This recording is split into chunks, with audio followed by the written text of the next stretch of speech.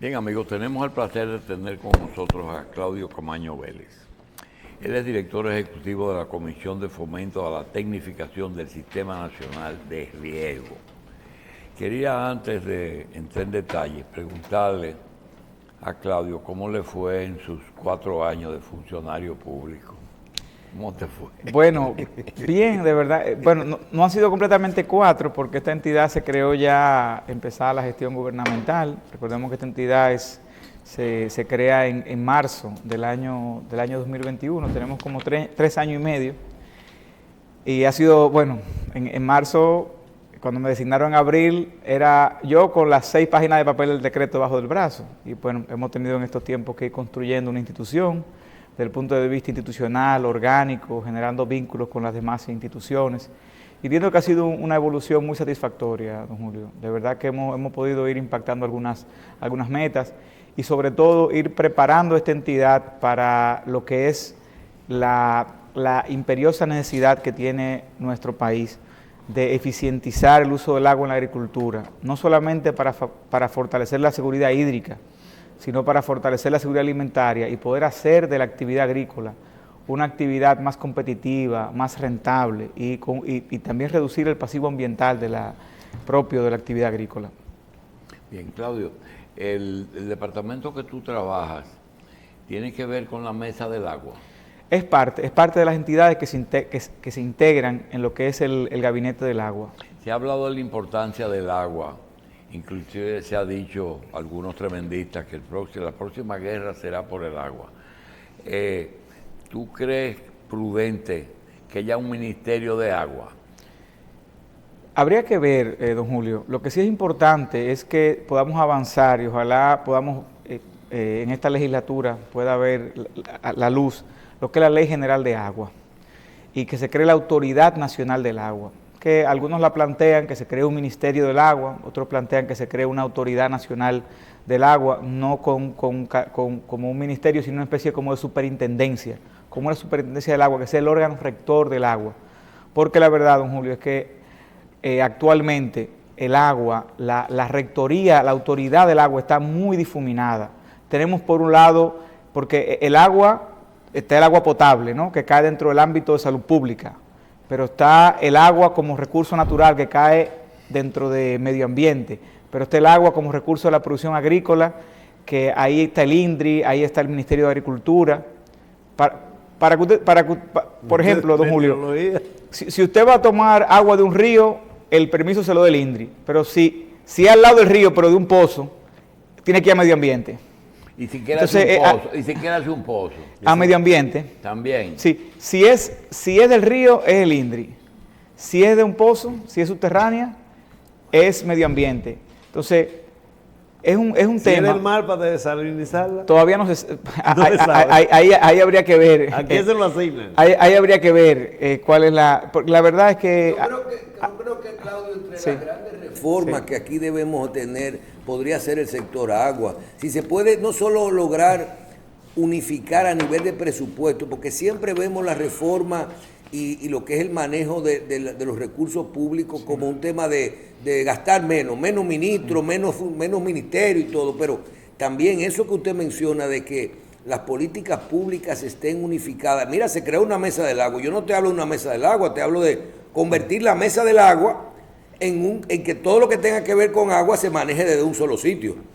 Sí, por lo menos lo que tiene que ver con la rectoría, que quien ponga las normas y que se encargue de velar por esas normas. Porque ¿qué ocurre? Hay que crear incluso los consejos de cuenca, los consejos hídricos de cuenca, para poder crear un espacio, porque el agua tiene distintos usos.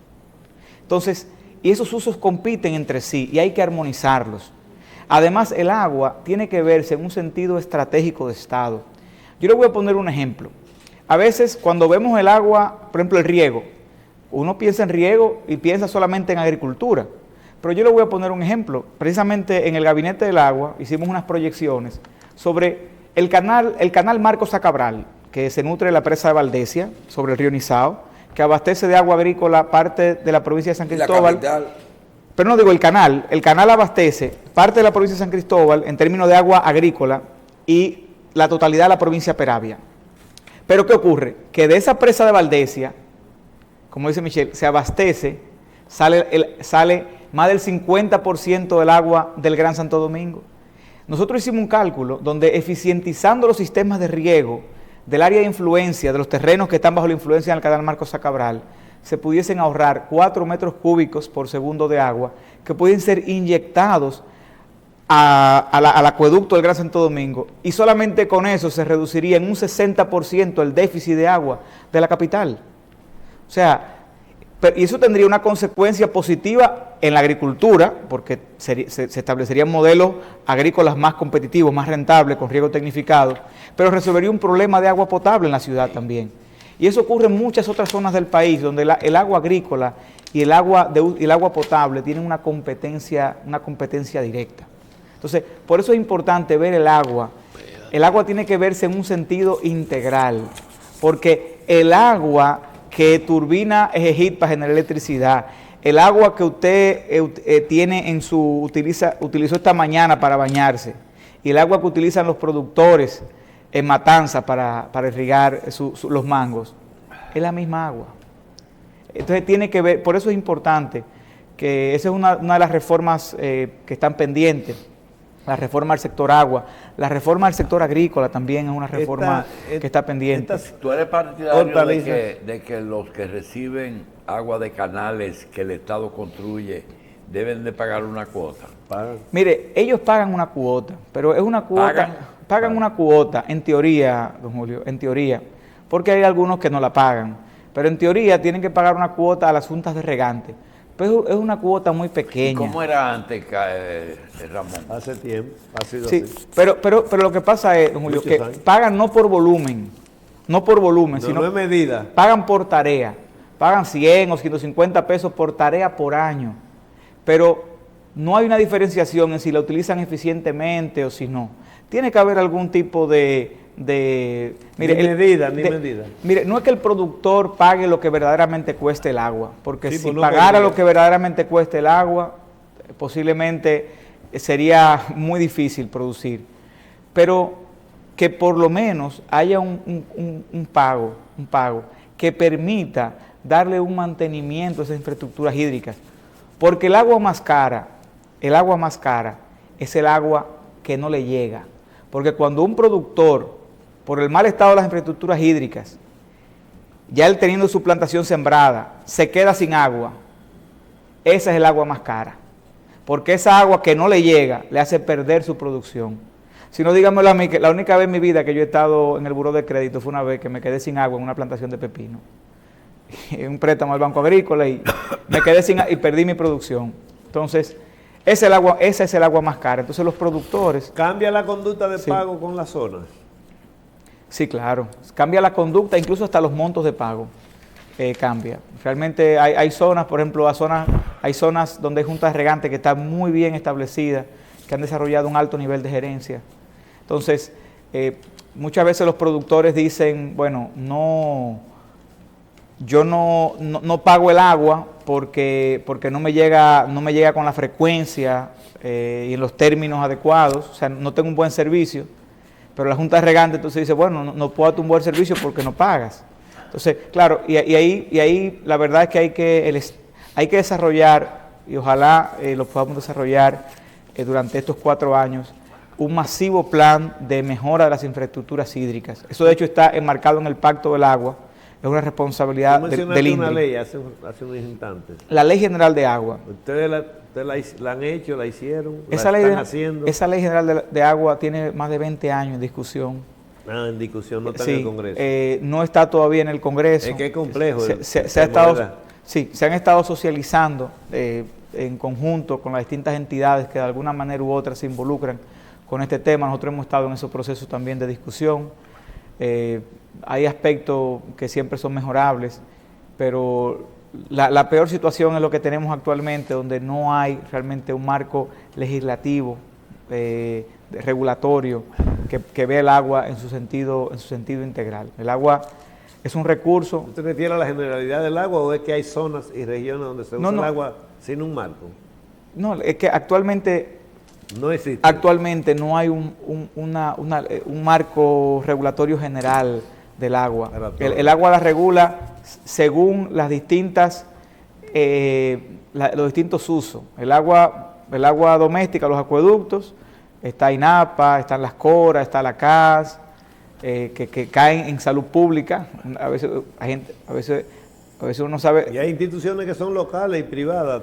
Privadas no, pero por ejemplo Coramoca, Corazán. Son entidades públicas, Son son tipo la CAS, pero de esas pequeñas CAS. Sí, Son. exacto.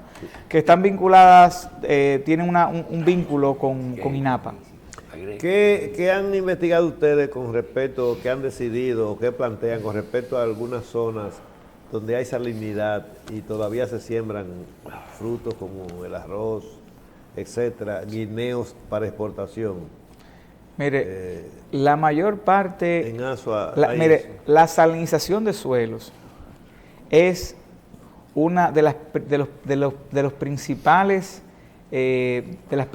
formas de degradación de un suelo que hay a nivel mundial y sobre todo en nuestro país.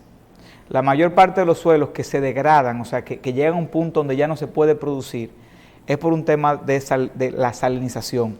Y la salinización de los suelos siempre está ligada a un uso incorrecto, indebido de los sistemas de riego.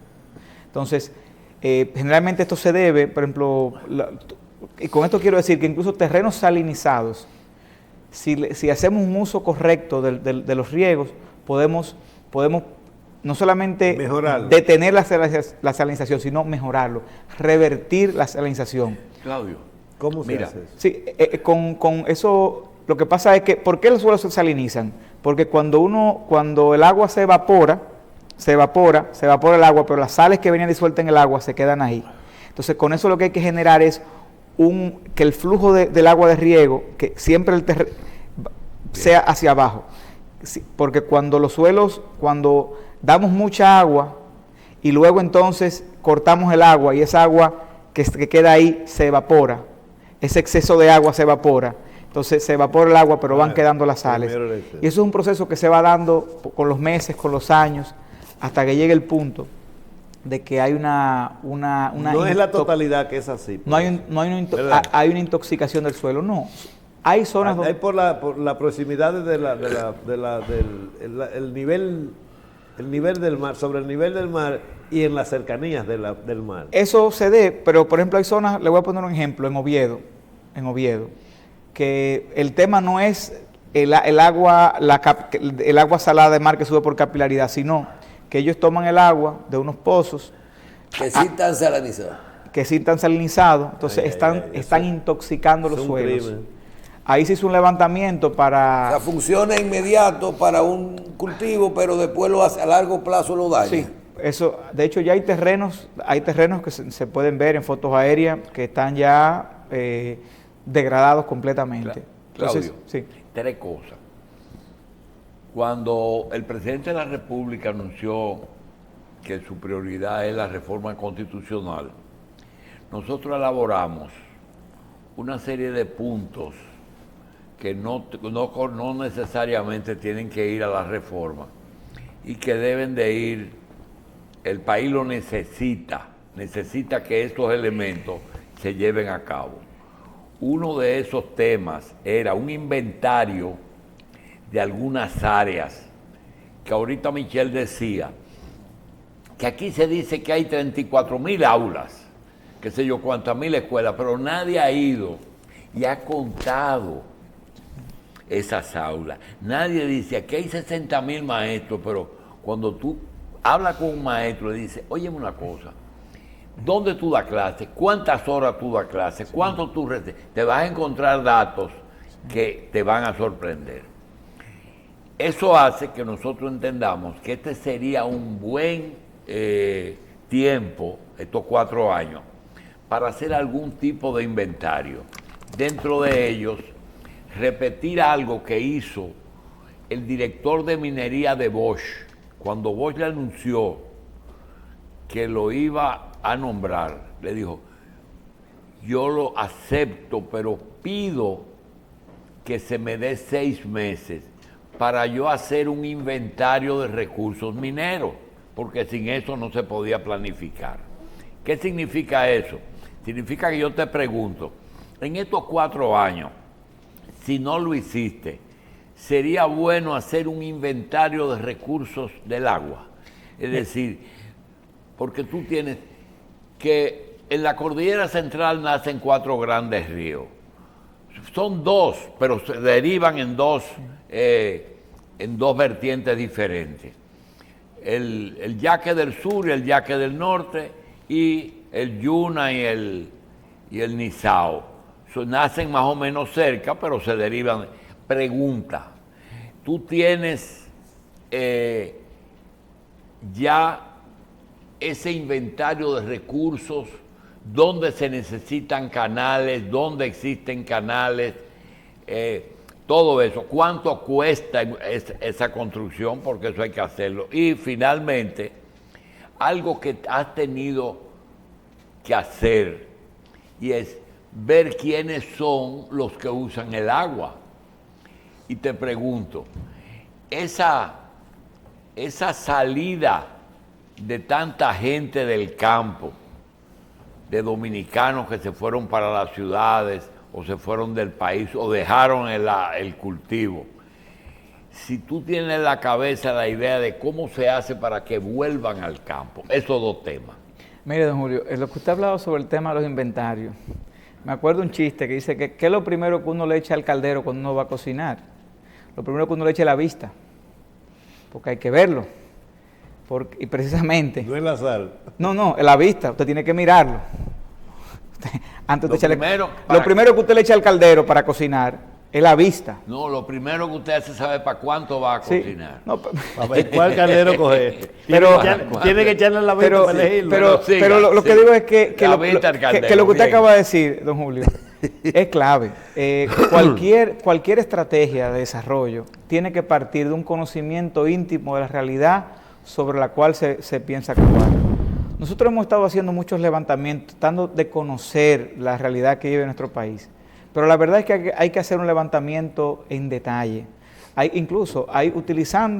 Nosotros hemos planteado que se elabore un catastro agrícola en la República Dominicana. Entiendo que el Ministerio de Agricultura ha ido avanzando con eso, pero un catastro agrícola donde podamos ver las condiciones ecológicas, la calidad de los suelos, si los suelos cuentan con agua, cuál es lo que le llaman la certidumbre del agua, porque a veces un terreno cuenta con agua, pero con baja certidumbre. Entonces ya usted sabe que cuando hay baja certidumbre, los cultivos que tiene que colocar ahí son cultivos que sean resistentes a la falta de agua. Entonces, es ir desarrollando. Y algo también muy importante, don Julio, que tenemos que trabajar, es en términos del agua, lo que es el valor de oportunidad del agua. ¿Valor? El valor de oportunidad del agua. O sea, el valor de oportunidad del agua es... ¿Para qué? ¿Qué yo puedo hacer, pero en términos económicos, con 1 metro cúbico de agua, en términos agrícolas, cuánto dinero yo le puedo sacar? ¿Cuánto dinero yo le puedo sacar? Ahora, ¿y qué tengo que hacer para sacarle ese dinero? O sea, como Estado. Porque el agua es un recurso natural, pero es un recurso económico. Y precisamente es en el predio agrícola donde se convierte de recurso natural a un recurso económico, porque pasa de ser agua como tal a ser comida, y es un bien de mercado. Entonces, nosotros tenemos que hacer ese estudio, y sobre todo, don Julio, porque eso va a servir mucho para saber en qué lugares ese valor de oportunidad del agua se incrementa. Porque, por ejemplo, no es lo mismo 1 metro cúbico de agua en Monteplata que 1 metro cúbico de agua en Montecristi. No es lo mismo ese metro cúbico de agua en Rancho Arriba o ese metro cúbico de agua en Constanza. Entonces, tenemos que entender ese valor de oportunidad del agua, porque eso también como Estado nos va a guiar a dónde esas inversiones, porque las inversiones que hagamos en el sector agrícola tienen que estar económicamente justificadas. Tienen que tener una justificación social, pero también tienen que tener una justificación económica, porque hay que invertir en el sector agrícola. Pero esa inversión el Estado tiene que invertir sabiendo cuánto voy a invertir, para qué, cuánto, y cuál va a ser la tasa de retorno del Estado. La agricultura es un gran negocio para el productor y para el gobierno. De hecho, la agricultura dominicana... Tiene que estar muy lejos la necesidad de desalinizar o todavía tenemos suficiente agua? Mire, don Julio, hay algunas zonas del país donde tal vez se pudiese considerar, tal vez algunas zonas como las zonas hoteleras, que son zonas, muchas que están en las costas, a veces en zonas donde no hay ríos, y además que están vinculadas a una actividad económica que puede pagar la desalinización. Pero yo creo, don Julio, que nosotros como país, un país como la República Dominicana, donde llueven 1.500 milímetros en promedio, nosotros tenemos que todavía tratar de pensar en cómo aprovechar nuestras fuentes hídricas. Sí, en algunos lugares hay que hacer algunos trasvases, don Julio. Por ejemplo, si nosotros tenemos, por ejemplo, en el Yuna, tenemos una gran abundancia de agua y tenemos que hacer un trasvase para llevar parte del agua del Yuna al Yaque del Norte, pues hagámoslo. Y si tenemos que llevar agua del Yuna a Villavasque, hagámoslo. Muy bien, porque pero tú harías más presas. Sí, mire, don Julio, la República Dominicana, su capacidad de almacenamiento es apenas un 10%, apenas almacenamos un 10% del agua de escorrentía. Lo prudente para un país es un 40%.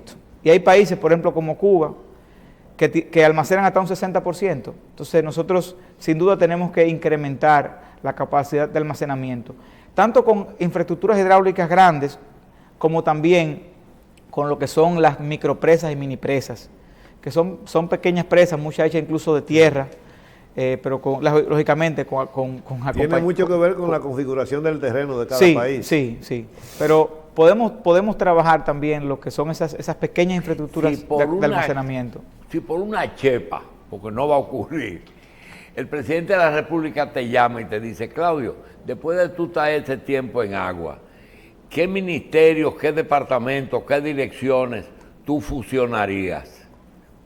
No para ahorrar dinero, sino para ser más eficiente. ¿Tú meterías agua en medio ambiente? Mire, don Julio, lo que pasa es que el agua, yo entiendo que hay entidades especializadas. Por ejemplo, esta entidad es una entidad del sector agrícola, la tecnificación de riego, porque trabaja con agua, pero hacia la producción agrícola. Entonces, yo entiendo que las distintas entidades tienen que jugar su rol. O sea, usted la llevará al Ministerio de Agricultura. Sí, no, de hecho, esta entidad pertenece al sector agrícola. Mire, sin duda, don Julio, hay que hacer reformas importantes en el sector agua, en el sector agrícola. Yo de verdad no soy especialista en temas de fusión pero Claudio, yo creo que lo que usted dijo, aquí hay muy pocos funcionarios, oiga bien, muy pocos funcionarios que lo hacen, que se atreven. Decir, yo creo que por lo menos a nivel de políticas hay que poner una sola cabeza en algunas áreas, porque aquí hay muchos funcionarios que yo soy de los que digo que los principales que se oponen a la reforma y a las unificaciones de los ministerios y cosas son los mismos funcionarios, porque una persona que es ministro puede terminar siendo viceministro o está detutanándose. Así es. O sea, ¿tú opinas así? Sí. Mire, mi visión del Estado, ya en términos, es que el Estado tiene que ser lo más pequeño posible dentro de lo que requiere para ser funcional. Esa es mi visión. Nosotros no podemos seguir viendo al Estado como la fuente de empleo y de trabajo. Porque usted sabe qué pasa, que esos recursos que se lleva la maquinaria estatal, a veces en acciones improductivas, esos recursos perfectamente pueden ser inyectados en políticas de fomento, áreas productivas, para generar trabajos, para generar empleos productivos, empleo que generen riqueza.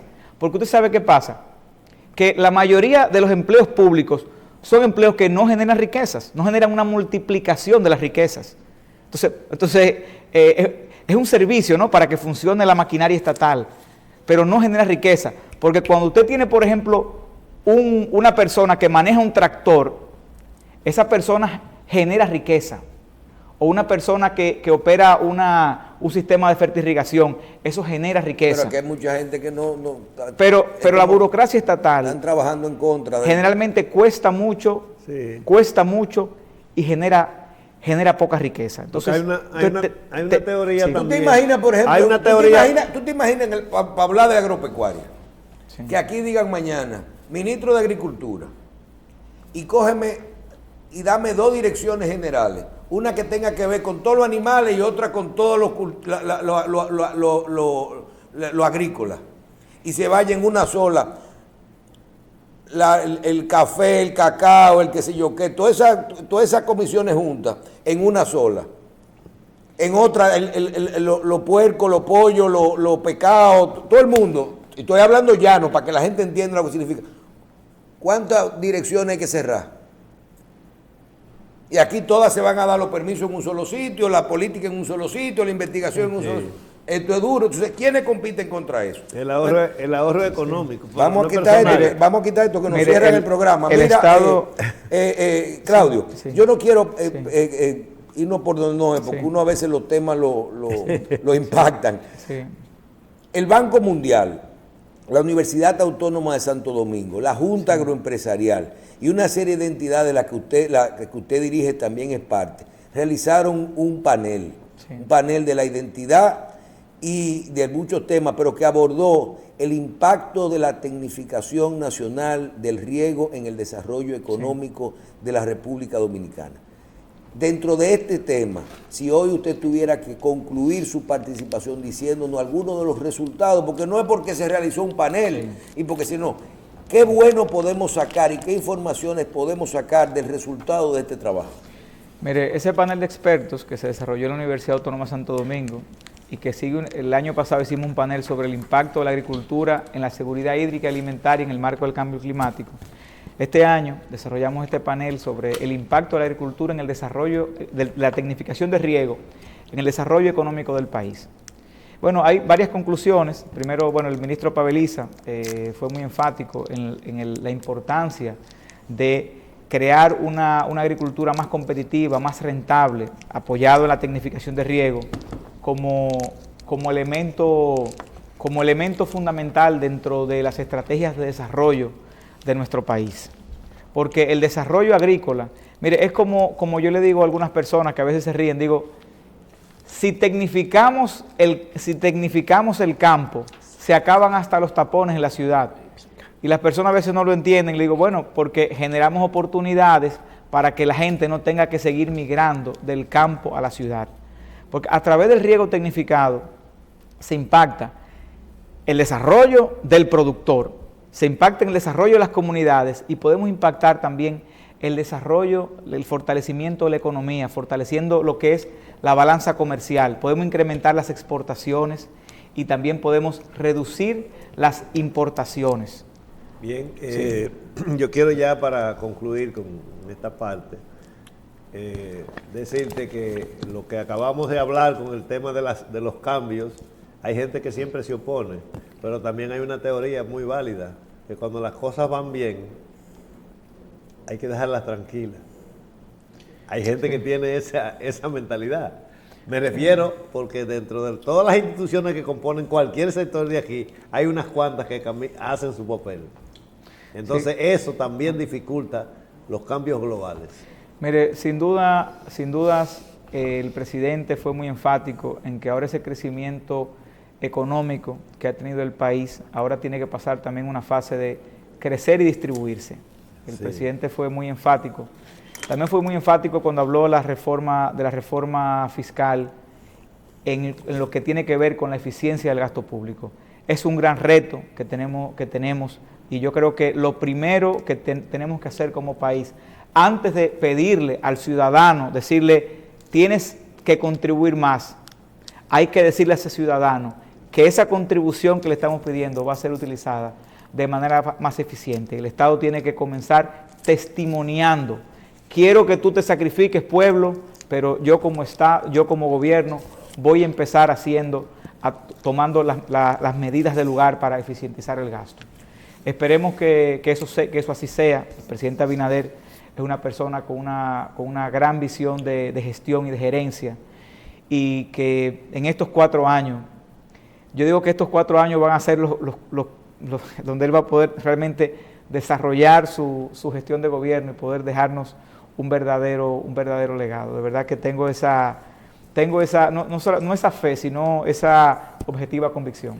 Bueno, vamos a agradecer al licenciado Claudio Camaño Vélez, director ejecutivo de la Comisión de Fomento y Tecnificación del Sistema Nacional de Riego, su participación con nosotros y decirle que también hay mucho de educación, porque guerra avisada no mata soldados. Así es. Cuando él hace referencia al discurso y solamente dice que en la reforma se va a eficientizar el gasto,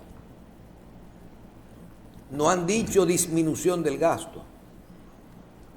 Vamos a hacerlo más eficiente. No, vamos a gastar lo mismo, No multipliquen pero vamos a llevarlo los a donde resultados. tiene que ser eficiente. No es que, para que después nos digan, no, que tenemos menos empleados, más empleados, que estamos gastando menos el presupuesto. No, lo que está hablando es de ponerlo en áreas, como dice el licenciado, productivas, que puedan ser más eficientes. Y yo creo que ahí es que está todo. ¿Cómo vamos a gastar lo mismo, pero que se pierda menos dinero? Yo creo que es importante. Gracias, licenciado. Gracias a ustedes, de verdad, muchísimas gracias.